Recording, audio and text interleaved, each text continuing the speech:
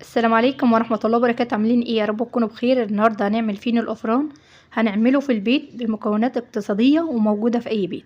واللهم بارك، الفينو طالع طري وخفيف ومش كاتم، احلى من بتاع الافران. انا عايزاكي بقى تجربيه بس بعد ما تشوفي الطريقة كاملة. بجد طالع تحفة، وكمان الكيلو عمل معايا كمية تحفة. ولو بتعمليه وبيبقى كاتم هقولك من ايه، بس تابعيني للاخر. ويا ريت لا اول مرة تشوفيني يا ريت تدعميني باللايك واشتراك للقناة علشان يوصلك مني كل جديد. في الاول كده نسمي الله ونصلي على الرسول عليه افضل الصلاة والسلام. بتاع الافران طبعا مفيهوش حليب، بس احنا علشان عاملينه في البيت وبيبقى صحي فضايفين حليب ومية. لو عايزة تستغني عن الحليب هتنزلي بالمقدار كله مية. في الاول كده احنا هنضيف المكونات كلها مع بعض. انا هقولك بقى على مقدار الكيلو، تقدري بقى تطبقي مقدار الكيلو على اي مقدار انت حباه. في الاول انا نزلت ب200 جرام ميه دافيه، ونزلت عليهم ب200 جرام حليب دافي، ونزلت عليهم ب90 جرام سكر ابيض، ونزلت عليهم ب100 جرام زيت ابيض. لازم بقى الزيت يكون ابيض والسكر يكون ابيض علشان يديكي نتيجه في الاخر تحفه. وضفت كمان معلقه خميره فوريه كبيره على الميزان 10 جرام. قلبت بقى بالمضرب لحد ما السكر داب. وبعد كده ضفت مع الدقيق معلقه بيكنج باودر كبيره ونص معلقه ملح. والدقيق لازم يكون منخول كويس. وبعد كده قلبت الدقيق. هنرجع بقى للخليط. انا جبت كده مكان الحليب 200 جرام ميه دافيه، هنزل بقى ب50 جرام، يبقى نزلت كده ب450 جرام في اول العجن. ما تنزليش بالدقيق الا لما تتاكدي ان السكر داب.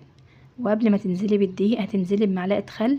وفايده الخل في اي معجنات بتخليها خفيفه وطريه، بس انا نسيت اضيف معلقه الخل في الاول فضفتها كده بعد ما ضفت الدقيق. بعد كده هقلب بقى بالمعلقه.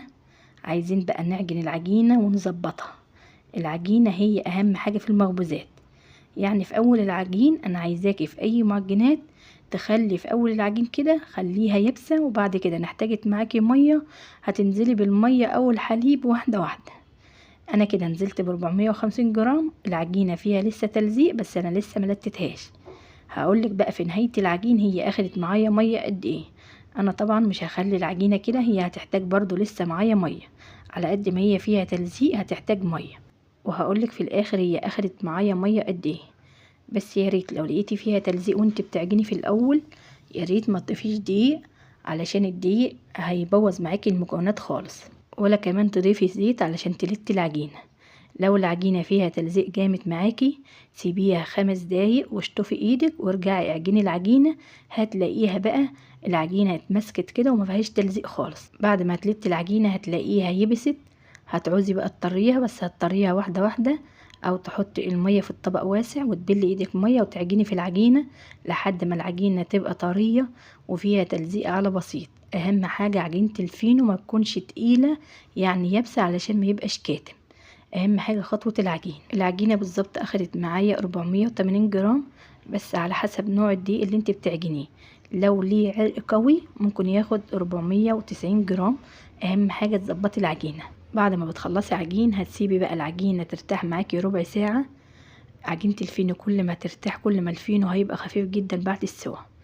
انا بعد ما ريحتها كده ربع ساعه رجعت بقى هبطت الخمر وطلعت منها الهواء وقطعتها كده على الميزان 55 جرام. لو مفيش ميزان هتعمليها بالنظر قد الليمونه الوسط، وتحاولي بقى تقطعي القطع كلها حجم مناسب. انا قطعت العجينه كلها على الميزان عملت معايا 32 قطعه. لو هتقطعيهم بالنظر وعملوا معاكي 30 قطعه مفيش اي مشاكل خالص. لو عايزاه بقى اكبر من كده او اصغر من كده دي يرجع لك انتي في الاخر.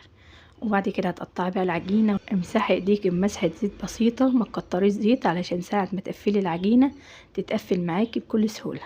العجينه كل ما تبقى طريه كل ما الفينو هيبقى طري جدا بعد السوا، وكمان هيبقى خفيف ومش مكتوم.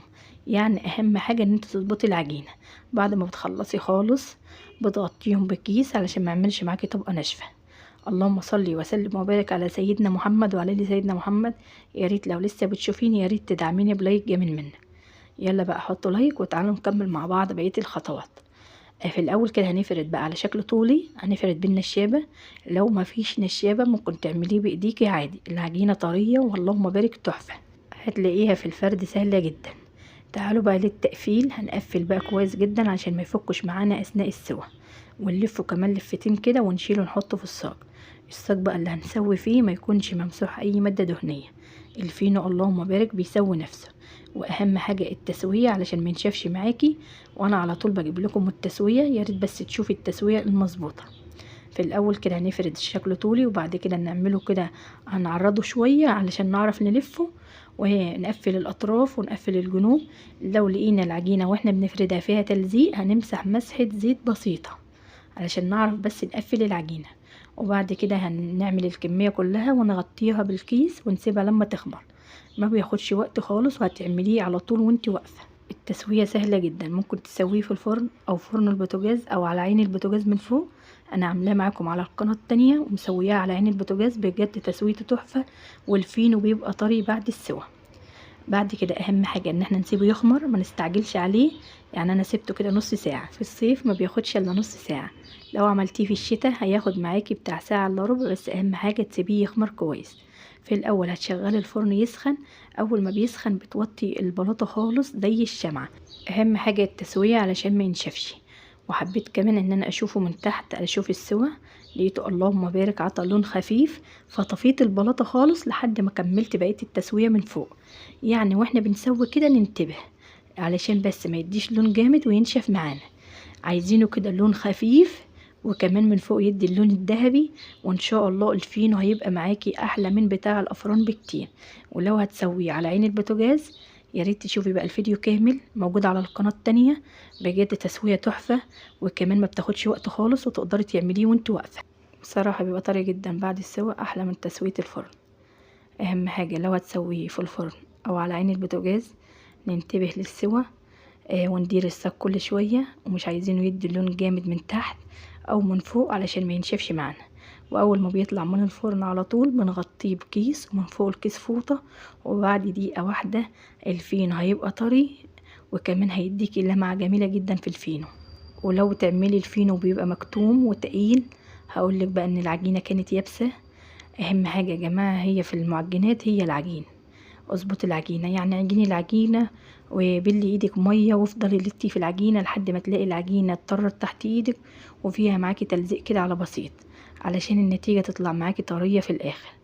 وكمان السوا ما نسوهش على نار شديده، نخليه يدي لون خفيف من تحت زي ما انتوا شايفينه كده. واللهم بارك الفينو هيبقى معاكي في الاخر طري واحلى من اللي انت بتشتريه من بره. وكمان الكيلو عمل معانا كميه بجد تحفه.